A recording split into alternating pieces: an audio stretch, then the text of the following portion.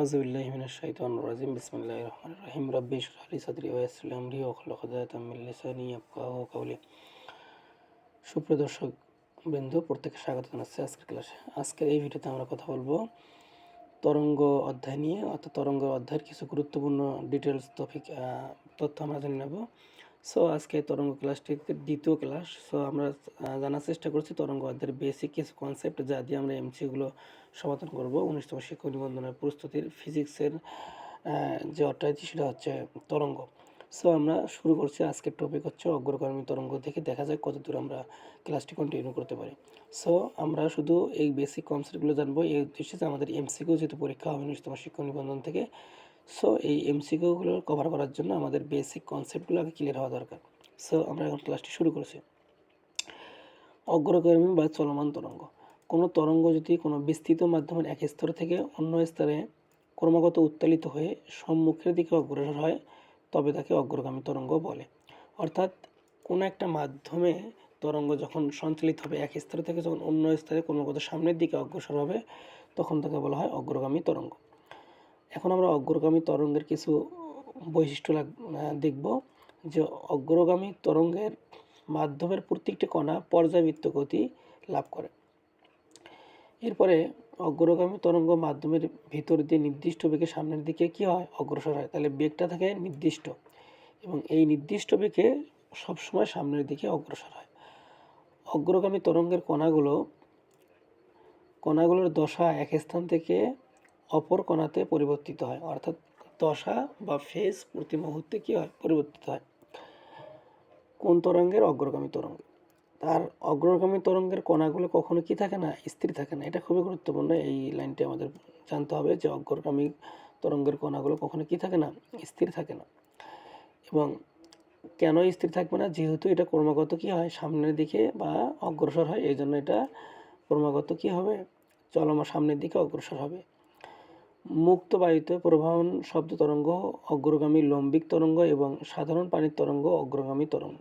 তাহলে অগ্রগামী তরঙ্গ হচ্ছে সাধারণ যে পানির তরঙ্গ, যেটা পানিতে যখন ঢিল চড়ায় বা কোনো তরঙ্গ হয়, সেই তরঙ্গটা কী তরঙ্গ? অগ্রগামী তরঙ্গ।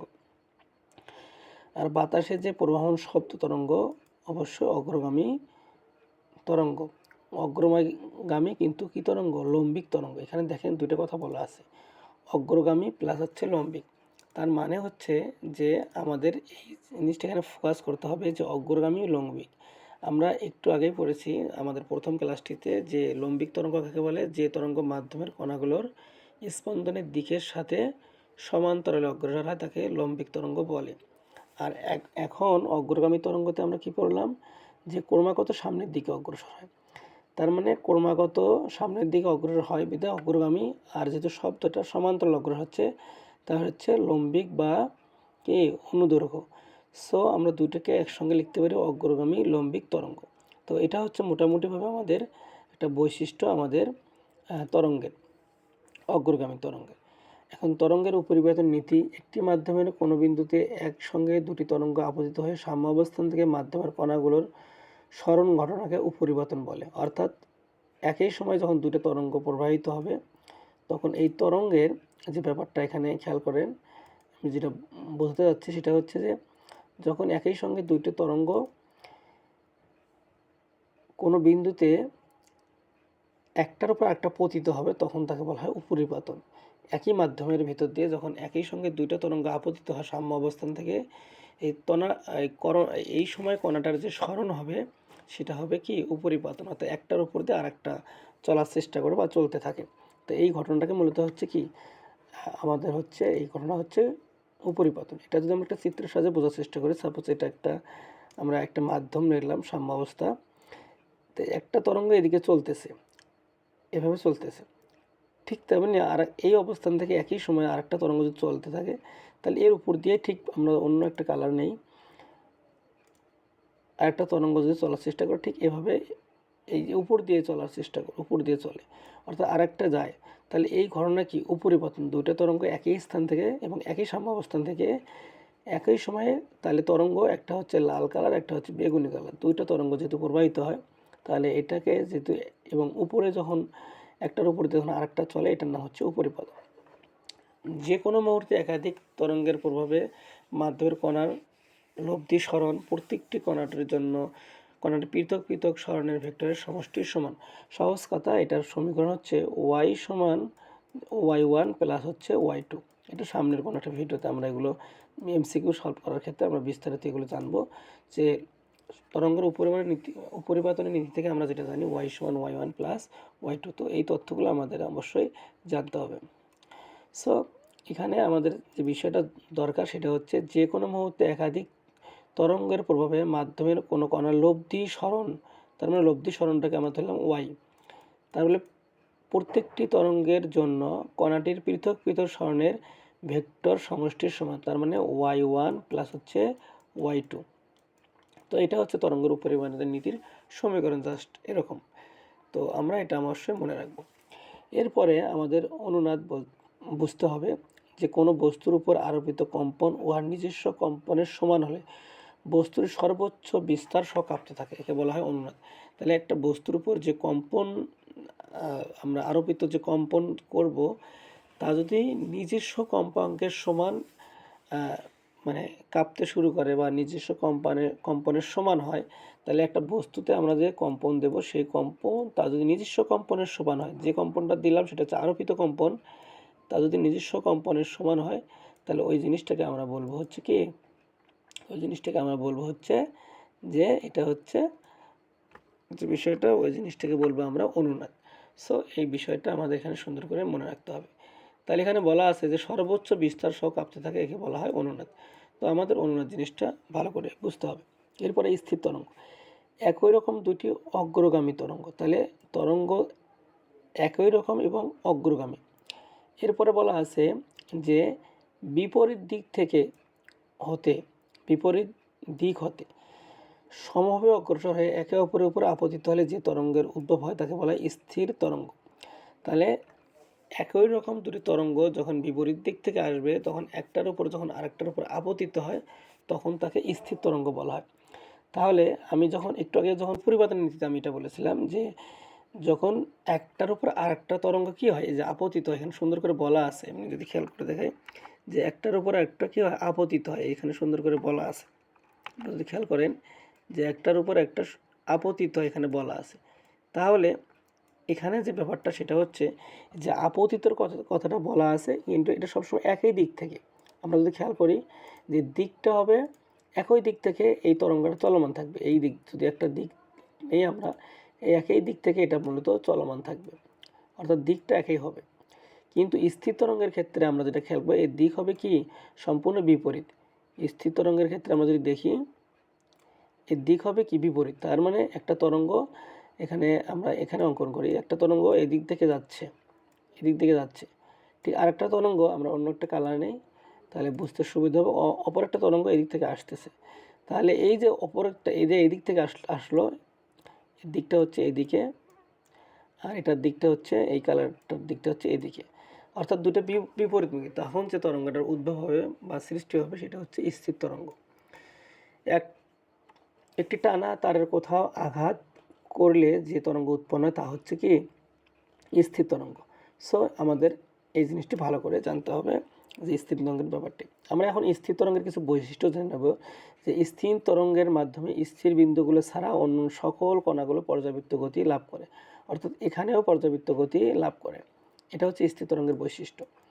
এরপরে তরঙ্গের বিভিন্ন বিন্দুতে কণাগুলোর বিস্তার বিভিন্ন, যে বিন্দুতে বিস্তার সর্বাধিক তাকে বলা হয় সুস্পন্দ বিন্দু। তাহলে বিস্তার যেখানে সর্বাধিক সবচেয়ে বেশি সেখানে বলবো আমরা সুস্পন্দ বিন্দু। আর স্থির তরঙ্গের ক্ষেত্রে প্রত্যেক পূর্ণকম্পনে কণাগুলো দুবার স্থির অবস্থায় আসে, পরপর তিনটি নিষ্পন্দ বিন্দু বা তিনটি সুস্প বিন্দু বা দুটি লুপের দূরত্ব স্থির তরঙ্গের তরঙ্গ দৈর্ঘ্য। তাহলে তরঙ্গ দৈর্ঘ্য কি ল্যামডা কত স্থির তরঙ্গের ক্ষেত্রে, তিনটা সুস্পন্দ বিন্দু অথবা দুটি লুপের দূরত্ব অথবা তিনটে নিষ্পন্দ বিন্দু, তার অর্থ তিনটি নিষ্পন্দ বিন্দু বা তিনটি সুস্পন্দ বিন্দু অথবা দুটি লুপের মধ্যবর্তী দূরত্বই হচ্ছে কি তরঙ্গ দৈর্ঘ্য। যে আই হোপ আপনারা তরঙ্গ দৈর্ঘ্যের মানে স্থির তরঙ্গের যে বৈশিষ্ট্যটি এটা আসলে বুঝতে পেরেছেন।